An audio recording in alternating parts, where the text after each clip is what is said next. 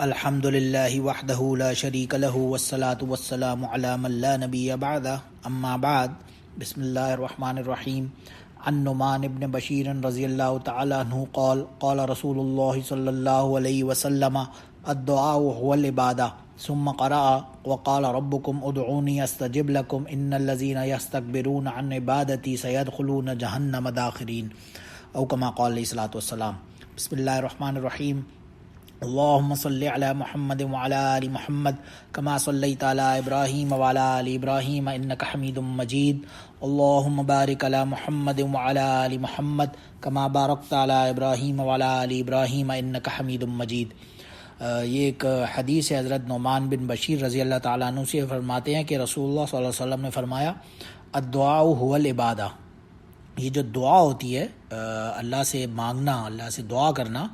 یہ ہی in reality اصل عبادت ہے۔ الدعاء هو العبادہ، یہ دعا ہی تو عبادت ہے۔ اور اس کے بعد نبی کریم صلی اللہ علیہ وسلم نے یہ آیت قرآن پاک کی تلاوت فرمائی، وقال ربکم ادعونی استجب لکم،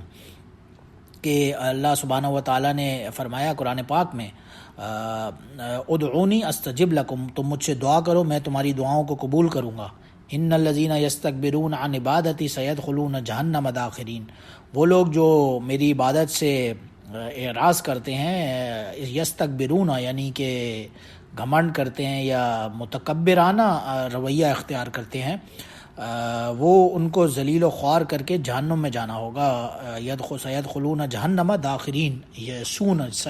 ان قریب یہ لوگ جہنم میں ہمیشہ ہمیشہ کے لیے داخل ہو جائیں گے، جو تکبر کرتے ہیں میری دعا، مجھ سے دعا مانگنے پر۔ ادعونی استجب لکم، مجھ سے دعا کرو میں تمہاری دعاؤں کو قبول کرتا ہوں۔ اور وہ لوگ ان الذین یستکبرون عن عبادتی، جو میری عبادت سے متکبرانہ رویہ کرتے ہیں، تو سیدخلون جہنم داخرین، میں ان قریب یہ ایسے لوگ جہنم میں ہمیشہ ہمیشہ کے لیے داخل ہو جائیں گے۔ اس حدیث کا اصل تو ظاہر ہے مین جو مقصد ہے وہ تو دعا سے ریلیٹڈ، اس کے اوپر ایمفسائز کرنا ہی مقصود ہے، یہاں پہ ریکوائرڈ ہے کہ جتنی بھی عبادات انسان کرتا ہے اس کا جو کرکس ہوتا ہے، جو اس کا نیوکلیس، اس کا جو ریل انگریڈینٹ ہے تمام کی تمام عبادات کا، وہ ان ریالٹی اصل میں اللہ سے دعا کرنا ہے۔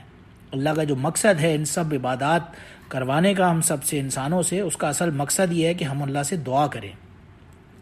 اللہ نے رسول اللہ صلی اللہ علیہ وسلم کو جن بھی جو کمالات اور امتیازات، جو ان کی یونیک کوالٹیز ہیں، ان سے نوازا ہے، ان میں سب سے بڑا جو امتیاز تھا نبی کریم صلی اللہ علیہ وسلم کا، وہ ان ریالٹی اصل میں کمال عبدیت کاملہ کا مقام تھا، جو بالکل ہائیسٹ لیول آف مقام عبدیت تھی ان کے اندر۔ وہ اصل میں ان کا اصل یونیکنیس، ان کی اصل کوالٹی تھی نبی کریم صلی اللہ علیہ وسلم کی۔ اور یہ عبدیت جو ہوتی ہے، عبد بننا، لغوی اعتبار سے یا وکیبلری کے اعتبار سے عبد کہتے ہیں بندے کو یا غلام کو۔ نارملی قرآن میں، حدیث میں جہاں بھی لفظ عبد آتا ہے وہاں پہ غلام یا بندہ، خادم، کچھ بھی اس کا ٹرانسلیشن ہو جاتی ہے، بٹ عبدیت ان ریالٹی اللہ کے حضور میں انتہائی تذلل، بندگی، سرافندگی، عاجزی، لاچاری، محتاجی، مسکینی، اس کا پورا پورا اظہار اور یقین کرتے ہوئے بندے کے دل کے اندر یہ فیلنگ ہو، اس کی ایسی ایک ایموشنل کیپیسٹی ہو کہ جو کچھ بھی میرے پاس ہے یا جو کچھ بھی اس دنیا میں ہے، یہ سب کا سب، تمام مالک کل جو ہے وہ اللہ سبحانہ و تعالیٰ ہے، سب کچھ اسی کے قبضے اور اسی کے اختیار میں ہے۔ اسی اللہ سبحانہ و تعالیٰ سے ہی مانگنا، اسی کے سے ہر چیز کی ہوپ اور ڈیزائر کرنا اور وش کرنا، یہ جو فیلنگ ہے، اس سب کے سب کا نام، اس کا جو پورا مجموعہ ہے، اس کا جو یہ سب چیزوں کا، اس کا نام اصل میں مقام عبدیت ہے۔ اس کا جو ٹائٹل ہے یا اس کا جو عنوان ہے وہ مقام عبدیت ہے۔ یہ سب جو فیل کرنا انسان کو اپنے دل کے اندر کہ جو کچھ بھی ہے اللہ سے سب کچھ ہونے کا یقین اور غیر اللہ سے کچھ نہ ہونے کا یقین، یہ دل کے اندر آنا اصل میں عبدیت ہے۔ اور ایک رول آف قاعدہ ہے، ایک نارمل ریالٹی ہے کہ جو بھی چیز اپنے جس مقصد کے لیے کامل یا ناقص سمجھی جاتی ہے، جو بھی اس دنیا میں، اس پورے یونیورس میں ہم دیکھتے ہیں، کوئی بھی کریشن ہے، کوئی ایون مشینری ہے، کوئی لیونگ تھنگ ہے، نان لیونگ تھنگ ہے، اس کی اپنی جو ٹاسک ہے، اس ٹاسک کے اعتبار سے اس کا معیار، اس کا سٹینڈرڈ جانچا جاتا ہے یا دیکھا جاتا ہے۔ مثال کے طور پہ ایک گھوڑا ہے، اس کا جو ان ریالٹی جو اصل مقصد ہے وہ سواری ہے اور سپیڈ ہے، تیز رفتاری ہے۔ تو اس کا اچھا ہونا یا برا ہونا اس گھوڑے کا، وہ اس کی سپیڈ کے اوپر، اس کی سواری کے اعتبار سے ہی ناپا جائے گا یا دیکھا جائے گا، اس کو جج کیا جائے گا۔ اسی طرح کوئی گائے بھینس ہے، اس کا اصل جو مقصد ہے ان ریالٹی وہ دودھ دینا ہے انسان کے لیے یا فیڈ کرنا ہے ہمیں، تو ہم اس کی کوالٹی کو دیکھیں گے۔ جی ایک بھینس ہے مثال کے طور پہ، یہ کتنے لیٹر دودھ دیتی ہے؟ ایک نارمل سی بھینس ہوگی، کوئی 20 لیٹر دیتی ہوگی، کوئی 25 لیٹر دن میں دودھ دیتی ہوگی۔ تو اس کی کوالٹی آف جو بریڈ ہوگی جو اس جانور کی، وہ ہم دیکھیں گے۔ تو کیسے دیکھیں گے کہ اس کا جس مقصد کے لیے اسے ہم یوز کرتے ہیں، یوٹیلائز کرتے ہیں، وہ اس مقصد میں کتنی کارآمد، کتنی بینیفیشری ہے ہمارے لیے۔ اسی کے اعتبار سے اس کریشن کی مقصد جو اس کا ہوتا ہے، کوئی ایون مشینری ہو، کوئی ایون موبائل فون ہو، کوئی گاڑی ہو، گاڑی کی اگر دیکھا جائے، ایک ہائیلی لگژری کار ہوتی ہے، اس میں لگژری کے اعتبار سے دیکھا جاتا ہے، کوئی سپورٹس کار ہوگی، اس میں سپیڈ کے اعتبار سے دیکھا جائے گا۔ جو بھی جس مقصد کے لیے کریٹ کیا گیا ہے جس چیز کو، اسے اسی کے مطابق جج کیا جائے گا۔ اور جو انسان ہے ان ریالٹی، اب اللہ سبحانہ و تعالیٰ نے ہم انسانوں کو جو پیدا کیا، ہماری تخلیق کا جو مقصد تھا،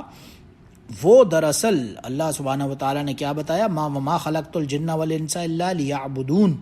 ہماری کریشن کا مقصد دراصل عبدیت کا مقام تھا، یعنی ہمیں صرف اس لیے پیدا کیا گیا کہ ہم اللہ کی عبادت کریں،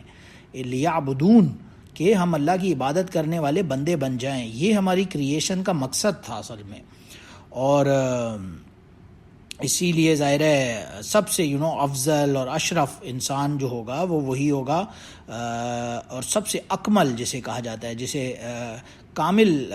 وہ نصیب ہوگا، وہ ظاہر ہے انسانوں میں سب سے پہلے تو ظاہر ہے محمد رسول اللہ صلی اللہ علیہ وسلم ہوں گے، کیونکہ انہیں وہ جو کمال عبدیت جس کے جو اکارڈنگلی ہمیں انسانوں کو جج کیا جائے گا، وہ تو سب سے اس کے اوپر فائق نبی کریم صلی اللہ علیہ وسلم کی ذات ہی ہوگی۔ اور انہیں بھی جج کرنے کا معیار اللہ سبحانہ و تعالیٰ نے جب قرآن پاک میں بھی ان کی مثالیں دیں، جہاں جہاں بھی آپ صلی اللہ علیہ وسلم کا بلند ترین خصائص اور کمالات اور جو آپ کے میریکلز تھے، معجزات تھے، وہ سب بھی جہاں پہ اللہ نے مینشن کیے، وہاں سب سے جو معزز ترین لقب، جو ٹائٹل اللہ سبحانہ و تعالیٰ نے آپ صلی اللہ علیہ وسلم کے لیے چوز کیا، وہ عبد ہی کا تھا۔ اللہ نے جہاں پہ بھی نبی کریم صلی اللہ علیہ وسلم کی خاص کوئی کوالٹی بیان کی، جب کوئی خاص ان کے لیے ایک اسپیشیلٹی یا ان کی خصوصیت بیان کی، تو وہاں پہ لفظ عبد کا استعمال فرمایا۔ جیسے کہ جب معراج کا ذکر کرتے ہوئے سورہ بنی اسرائیل کے اندر آتا ہے سبحان الذی اسریٰ بعبدہ۔ اب معراج کا واقعہ ہے جو کہ نبی کریم صلی اللہ علیہ وسلم نے ہی کی قسمت میں آیا، اور انہوں نے ٹریول کیا with in split of a second, ایک جگہ سے دوسری جگہ، اور وہاں پہ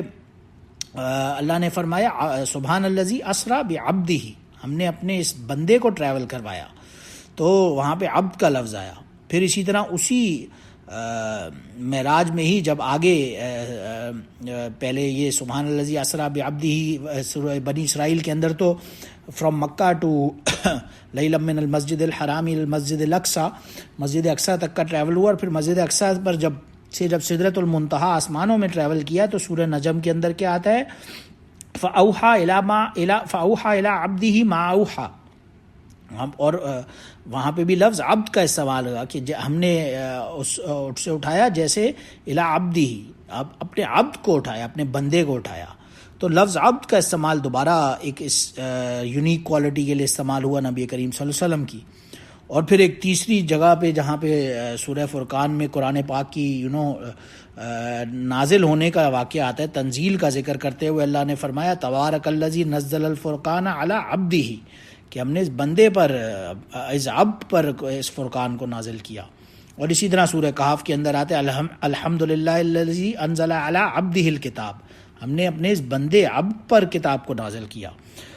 تو بہرحال یہ جگہ جگہ ہمیں قرآن پاک میں جو اللہ نے مثالوں سے سمجھایا کہ وما خلقت الجن والانس الا لیعبدون، کہ ہمیں تو پیدا ہی عبادت کے لیے اللہ کے کیا گیا،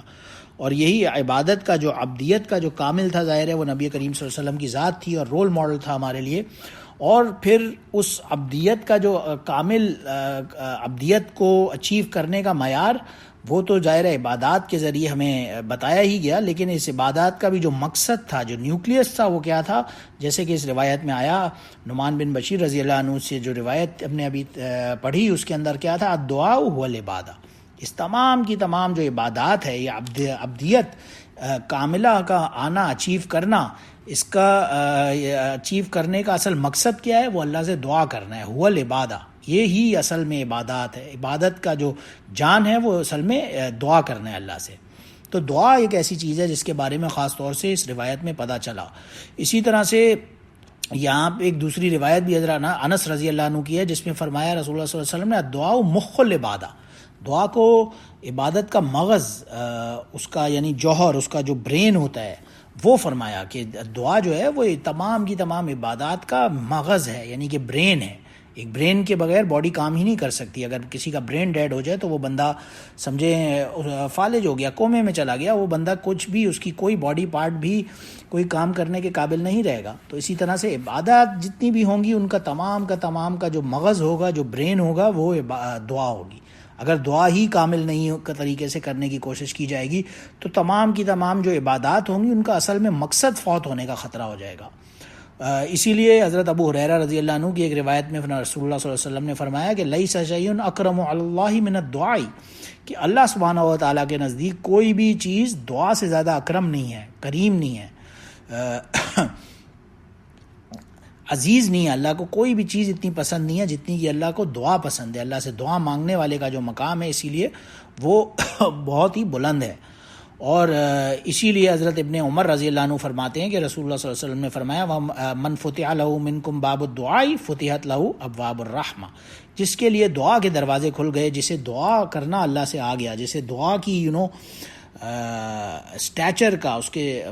اسٹیٹس کا پتہ لگ گیا، اس کے لیے تمام کی تمام جو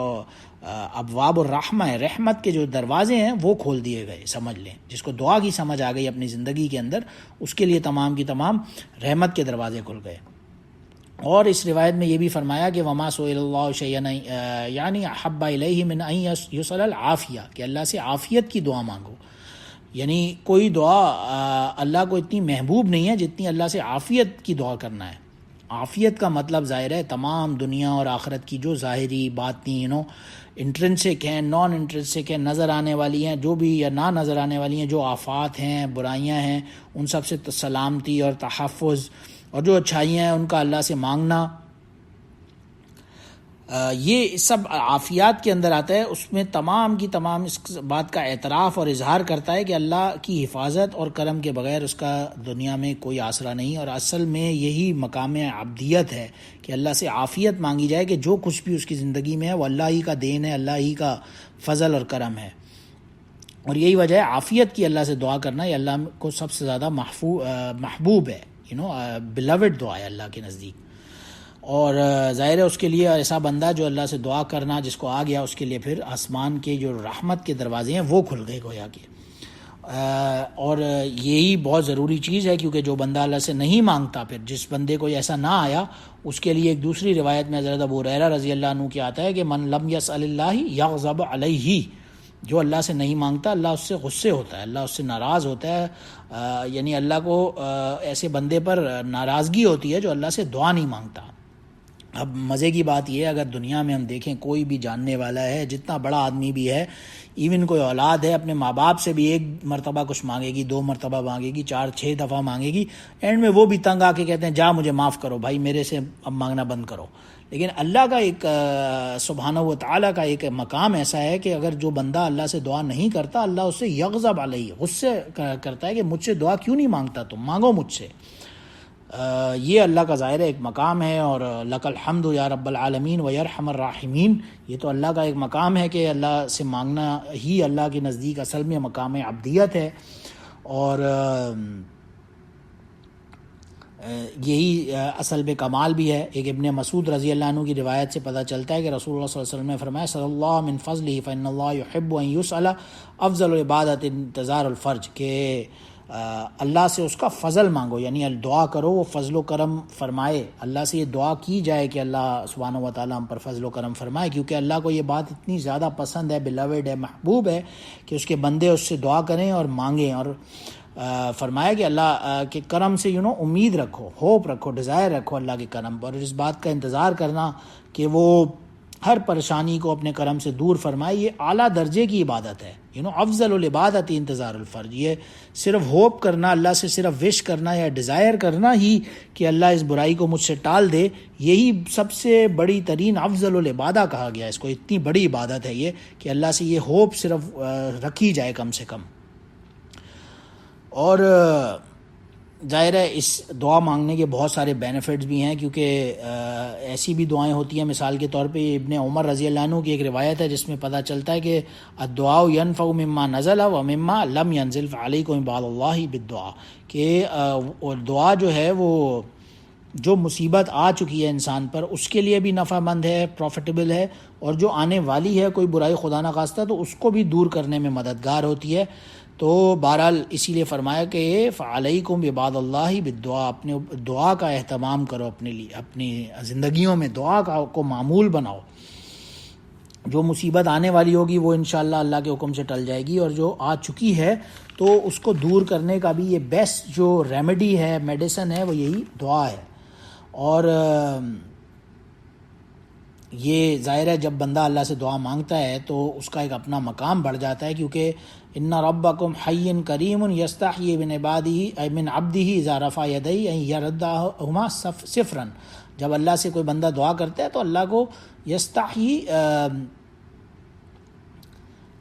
اللہ کو شرم آتی ہے کہ وہ اپنے بندے کو خالی ہاتھ لوٹا دے۔ اللہ کی شایان شان ہی نہیں کہ کوئی بندہ اللہ سے مانگے اور اللہ اس کو خالی ہاتھ لوٹا دے، تو اللہ اسے کچھ نہ کچھ ضرور اس کے بدلے عطا فرماتا ہے۔ اس لیے اللہ سے زیادہ دعائیں کرنی چاہیے، اور یہی روایات کے اندر بار بار ایک دوسری روایت میں سے دعا سلاح المومن کہا گیا کہ اللہ سے رات دن دعائیں کی جائے، کیونکہ یہ جو دعا ہوتی ہے یہ اصل میں مومن کا ہتھیار ہوتی ہے۔ سلاح کہتے ہیں ویپنری کو، جو کسی بھی برائی، ناپسندیدہ شے ہو یا کوئی دشمن ہو یا کوئی انوانٹیڈ چیز ہو، جو بھی اس کے حفاظت کے لیے جو ویپنری ہمیں بتائی گئی وہ یہی دعا ہے۔ دعا سلاح المومن، یہ مومن کا ہتھیار ہے دعا۔ تو اس دعا کے ذریعے تمام کی تمام چیزیں، مصیبتیں دور ہو سکتی ہیں ظاہر ہے، اور کچھ چاہیے ہو تو وہ مل بھی سکتا ہے۔ لیکن دعا جب کی جائے تو ایک بات کا خاص طور سے خیال رکھا جائے کہ اس کا انسان کے دل کے اندر یقین ہو قبولیت کا۔ ایسا نہ ہو کہ غافل آدمی غفلت والے دل سے دعا کر رہا ہو۔ اور اس کی بیسٹ ایکسپلینیشن ایک ابو ہریرہ رضی اللہ عنہ کی روایت میں ہمیں ملتی ہے، جہاں پہ رسول اللہ صلی اللہ علیہ وسلم نے فرمایا ادعوا اللہ وانتم موقنون، تم اللہ سے دعا کرو اس حال میں کہ تمہیں یقین ہو بالاجابہ، اس دعا کے قبول ہونے کا۔ وَاعْلَمُوا، یہ جان لو، اللہ لا يستجیب دعاء من قلب غافل لاہن، اللہ جو غافل آدمی ہوتا ہے، یہ بے پرواہی کے اندر دعا مانگ رہا ہوتا ہے، یعنی رٹی رٹائی کوئی الفاظ ہیں، کیونکہ دعا کا جو ورڈز ہوتے ہیں ان ریالٹی وہ نہیں میٹر کرتے۔ واٹ میٹرز از، جو انسان کا دل کا تعلق ہوتا ہے اللہ تعالیٰ کے ساتھ، وہ میٹر کرتا ہے۔ تو اس دل کا تعلق تبھی ہوگا جب انسان کو یہ یقین ہوگا کہ یہ دعا میری اللہ سبحانہ و تعالیٰ ظاہر سن رہا ہے اور اسے قبول فرمائے گا۔ تو یہ جب اس یقین کے ساتھ اللہ سے دعا مانگنا، یہ اصل میں دعا کا صحیح طریقہ ہوگا۔ جو غافل دل کے ساتھ دعا مانگنا ہوگا وہ اللہ سبحانہ و تعالیٰ کے نزدیک مقبول دعاؤں میں ہی نہیں آتا، اور اللہ ایسی دعاؤں کو خدا نخواستہ قبول نہ بھی فرمائے تو اس کی مرضی ہے۔ اور اسی لیے اتنا یقین ہونے کا مطلب ہی یہی ہے کہ بندے کو یقین ہو، اس کا فیتھ ہو اللہ پر۔ اور اس کا اور بیٹر مثال ایک ابو ہریرہ رضی اللہ عنہ کی روایت میں پتہ چلتی ہے، جہاں پہ رسول اللہ صلی اللہ علیہ وسلم نے فرمایا اذا دعا احدکم فلا یقل اللہم اغفر لی ان شئت ارحمنی ان شئت ارزقنی ان شئت ولیعظم مسئلۃ انہ یفعل ما یشاء ولا مکرہ لہ، کہ اللہ سبحانہ تعالیٰ سے جب دعا کی جائے تو ایسے نہ کی جائے کہ یا اللہ میری مغفرت فرما دے اگر تو چاہے، یا مجھ پر رحم فرما دے، اگر تو چاہے مجھے رزق عطا فرما دے، اگر تو چاہے، ان شئتا. تو ان شئتا کا لفظ بھی استعمال کرنے سے منع فرمایا کہ یعنی اگر تو چاہے کا مطلب ہی نہیں ہے، اللہ تو چاہے گا ہی نہیں کہ بندے کا کوئی برا ہو، اللہ تو چاہتا ہی یہی ہے کہ بندہ مجھ سے مانگے. تو اپنی طرف سے ایک عزم، ایک قطعیت کے ساتھ اللہ کے حضور میں ایسی دعا مانگی جائے کہ بے شک وہ کرے گا وہی ظاہر ہے جو چاہے گا، لیکن کوئی ایسا ظاہر ہے کوئی ایسا بندہ نہیں ہے جو اللہ سے زور زبردستی سے خدا نخواستہ کچھ بھی کروا سکتا ہو، ایسا تو کوئی ہے نہیں. لیکن اللہ کی مرضی کے شایان شان نہیں ہے کہ ان شئتا، اگر تو چاہے، کہ الفاظ بھی استعمال کیے جائیں، بلکہ بغیر کسی شک اور تذبذب کے ساتھ، جیسے کہ پچھلی روایت میں آتا ہے انتم موقنون، یقین کے ساتھ دعا کرو کہ اللہ اس دعا کو قبول فرمائیں گے. کوئی شک شبہ، کوئی کسی قسم کا شائبہ نہ ہو انسان کے دل میں. اور ظاہر ہے یہ وہی بندہ کر سکے گا جو ہر حال میں اللہ سے دعا کرے گا. ظاہر ہے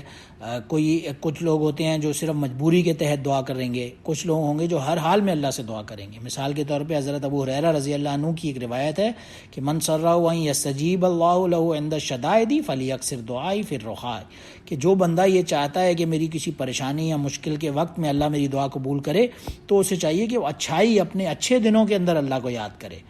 یعنی جو کسی مجبوری کے تحت صرف پریشانی میں کسی مصیبت آ گئی، اب اس سے بچاؤ کے لیے دعا کر رہا ہے، ورنہ سارا سال اللہ کو یاد ہی نہیں کر رہا، اس کے مقابل، اس کے برعکس، اس کے کمپیریٹیولی ایسا بندہ جو اللہ سے ہر وقت دعا کر رہا ہے، اس کے پاس سب کچھ ہے، کوئی نعمت اس کے ہاتھ سے دور نہیں ہے، سب کچھ اس کا پاس اللہ کا بڑا فضل ہے، لیکن وہ پھر بھی اللہ سے دعائیں مانگ رہا ہے، تو اس کا ان ریالٹی اللہ سے ایک تعلق ایسا ہوگا، ایک کنیکشن ایسا ہوگا کہ وہ اللہ سے ظاہر ہے جب مصیبت کے وقت دعا مانگے گا تو اس یقین سے مانگے گا کہ اللہ سبحانہ و تعالیٰ قبول فرمائیں گے. اور پھر دعا کرتے وقت بھی جلد بازی نہ کی جائے، بلکہ آرام سے، تحمل سے، یہ یقین کے ساتھ دعا کی جائے. جیسا کہ ایک ابو ہریرہ رضی اللہ عنہ کی روایت ہے بخاری اور مسلم شریف میں، یستجاب لاحدکم ما لم یعجل فیقول قد دعوت فلم یستجب لی، کہ بندہ ایسا نہ بولے کہ یار میں نے تو یہ دعا کی تھی، میری دعا تو قبول نہیں ہوئی، اس لیے اب میں دعا مانگنا چھوڑ دوں. نہ، ایسا نہیں کرنا چاہیے. اللہ سے جلد بازی نہیں کرنی چاہیے، اللہ سے کہ یہ شایان شان نہیں، اللہ کا مقام ہی نہیں کہ ہم ایسی گستاخی کریں. ہمیں اللہ سے یقین رکھنا چاہیے، جلد بازی نہیں کرنا چاہیے. دعاؤں کو قبول ہونے میں بھی ظاہر ہے کوئی نہ کوئی حکمت ہو سکتی ہے. اور بعض اوقات یہ بھی ہوتا ہے خیر اس میں کہ ایک روایت سے پتہ چلتا ہے حرام کھانے والا جو انسان ہوتا ہے اس کی دعائیں، یا حرام پہننے والا جو ہوتا ہے اس کی دعائیں قبول نہیں ہوتی. اللہ تعالیٰ ایسے بندے کی دعائیں قبول نہیں کرتا کہ وہ ویسے تو بہت ہی پراپاگاندا حال میں اور مصیبت میں اور ایسا پھر رہا ہے، لیکن جو اس کے پیٹ میں رزق جا رہا ہے، کھانا پینا جا رہا ہے، وہ حرام ہے. اور جو وہ کپڑا پہن رہا ہے وہ حرام کی کمائی سے اس نے پہنا ہوا ہے. جیسے کہ اس روایت میں آتا بھی ہے کہ وہ بندہ یا ربی کر رہا ہے، اللہ سے بڑی دعائیں مانگ رہا ہے، لیکن وہ مطعمہ حرام و مشربہ حرام و ملبسہ حرام، یہ سب کھا پی جو رہا ہے، پہن رہے، سب حرام کی کمائی سے پہن رہا ہے. ایسے بندے کی اللہ دعا قبول نہیں فرماتا. تو حلال کمانا یہ بھی ایک دعا کے لیے پری ریکوزٹ ہی سمجھنا چاہیے. اور بعض ایسی بھی دعائیں ہیں جن کی سے باقاعدہ نبی کریم صلی اللہ علیہ وسلم نے منع فرمایا کہ لا تدعوا علی انفسکم ولا تدعوا اولادکم ولا تدعوا علی اموالکم ولا توافقوا من اللہ ساعۃ یسأل فیہا عطاء فیستجیب لکم، کہ اللہ سے اپنی کسی بھی مال، اولاد، کسی بھی اپنی نعمت کی برائی کے لیے دعا نہیں کرنی چاہیے. ایسا نہ ہو کہ کہیں بعض اوقات ماں باپ ہوتے ہیں وہ غصے میں آ کے اپنی اولاد کو بد دعا کر جاتے ہیں، تو ایسا نہیں کرنا چاہیے، کیونکہ ایسا نہ ہو کہیں وہ قبولیت کا وقت ہو اور ان کا اپنا نقصان وہ کر بیٹھیں. تو بہرحال اسی طرح سے موت کی دعا اللہ سے نہیں کرنی چاہیے کہ اللہ مجھے موت عطا فرما دے. اللہ سے لا یتمنی احدکم الموت، ایسی موت کی دعائیں اللہ سے نہیں کرنی چاہیے اپنی، کیونکہ یہ زندگی جو ہے اللہ کی نعمت ہے، اور جتنی عمر ہوگی وہ اسے خیر کہا گیا کہ یرید المؤمن عمرہ الا خیر. المومن کی جو عمر ہے وہ اس کی خیر ہے. ظاہر ہے جتنی زندگی ہوگی تو وہ اسے توبہ استغفار کا بھی موقع ملتا رہے گا. تو اپنے لیے موت کی تمنا نہ کرنے کے لیے خاص طور سے حدیث میں منع فرمایا گیا کہ ایسے نہ کیا جائے. اور بلکہ ایک دوسری روایت میں بھی حضرت انس رضی اللہ عنہ کی ہے جس میں رسول اللہ صلی اللہ علیہ وسلم نے فرمایا لا تدعو بالموت موت اپنا اللہ سے موت کی دعا مت کرو، ولا تمنو، اور نہ ہی اس کی تمنا تک نہ کرو. فمن کان داعیا لا بد فلیقل اللہم احیینی ما کان الحیات خیرا لی وتوفنی اذا کانت الوفات خیرا لی. اللہ سے اگر دعا مانگنی ہے، بہت کوئی بندہ کبھی بعض اوقات ایسا ہوتا ہے خدا نہ خواستہ اللہ نہ کرے کسی بہت ہی مصیبت میں، پریشانی میں، کسی موذی بیماری میں مبتلا ہے، اور ظاہر ہے اتنی تکلیف میں ہے کہ اب اس سے زندگی ایک اجیرن ہو چاہتی ہے، لیکن اس حال میں بھی صبر کا جو مقام ہے وہ ظاہر ہے اس پہ اس کو اجر اتنا ملے گا. کوئی بیماری ہے بھی اس کے تو اپنے گناہ اس بیماری کے ذریعے جھڑنا شروع ہو جائیں گے، جیسے کہ روایات سے پتہ چلتا ہے. تو اللہ سے موت کی تمنا نہ کی جائے، بلکہ اللہ سے یہ کہا جائے کہ اللہ اگر اس زندگی میں میرے لیے خیر ہے تو مجھے زندگی عطا فرما، اگر میرے لیے اس زندگی میں خیر نہیں ہے اور موت میں خیر ہے تو مجھے موت آ جائے بے شک. لیکن اللہ سے اس تمنا کے ساتھ کہ نہیں یہ زندگی میں میرے لیے خیر نہیں ہے اس لیے مجھے موت عطا فرما دے، یہ سوچتے ہوئے اللہ سے نہ موت کی دعا کی جائے، نہ ہی اللہ سے موت کی تمنا کی جائے. اس سے خاص طور سے نبی کریم صلی اللہ علیہ وسلم نے منع فرمایا. اور بلکہ ایک دوسری روایت میں یہ تک آتا ہے لا یتمنین احدکم الموت لضر نزل به، کہ اپنے اوپر آئی ہوئی کسی پریشانی کے وجہ سے اللہ سے موت کی تمنا ہرگز پھر بھی نہ کی جائے. اس کے لیے منع فرمایا،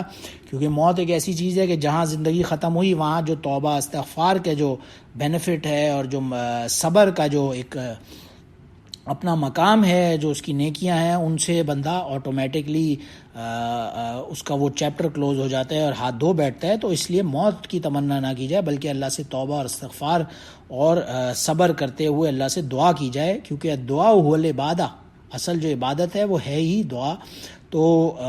باقاعدہ اہتمام کے ساتھ اللہ سے دعا کا ایک معمول بنایا جائے، اور زیادہ سے زیادہ دل کے ساتھ، یقین کے ساتھ اللہ سے ایسے دعا کی جائے کہ اللہ ضرور بضرور انشاءاللہ تعالی دعا کو قبول فرمائیں گے. کیونکہ اصل جو نیوکلیس ہے تمام کی تمام عبادات کا وہ یہی دعا ہے. تو دعا کو اپنی زندگی کا معمول بنانا چاہیے. وآخر دعوانا ان الحمد للہ رب العالمین. سبحانک اللہم اشہد ان لا الہ الا انت سبحانک اللہم وبحمدک اشہد ان لا الہ الا انت استغفرک واتوب الیک. سبحان ربک رب العزۃ عما یصفون وسلام علی المرسلین والحمد للہ رب العالمین.